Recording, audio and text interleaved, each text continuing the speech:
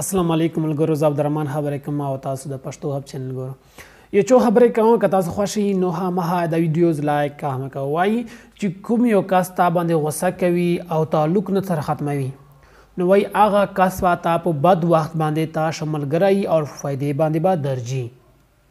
نو بله خبره ده، دا حضرت علي صاحب اقوال ده، زه په خپله نه وایم، د حضرت علي صاحب خبره ده. او بله دا خبره ده چې وایي محبت ټولو سره کوه، له هغه کس سره نور کوه چې کوم تا سره محبت کوي.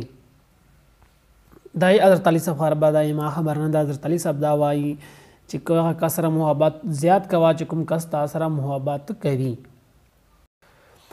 او یوه بله خبره ده چې بې نسلو خلکو ته څومره عزت ورکړي ابا تا ته دوره زیاته بې عزتي ته رسوي. بې نسله کس سره چې لا ملګري کوي له هغه کوي ابا تا ته دوره ذلیلتوب او هغه ته رسوي ښېګړه به نه ونه ویني. او وایي حضرت علي صاحب وایي چې هغه کس قطعاً ملګری مه جوړوو تاسو ته په محفل چې تاسو بې عزته کوي، که آپ ګپ چې ولې نه که ګپ در پورې لګي که رښتیا خو چې هغه کس سره قطعاً ملګری چې تا محفل چې بې عزته کوي. ملګرو د اخرنۍ خبره کوم چې ډېره مزیداره ده. وایي دا کومه چې خوله دا زبان ده دا یو دوکان ده. وایي چې څوک خوله خلاصه کړي پته ولګېږي چې دا یې سونې دوکان ده او که کوایلې دوکان ده. کوایله د توره خاوره چې انګار جوړوي نو وایي دا یک سونې دوکان ده که کوایلې دوکان ده.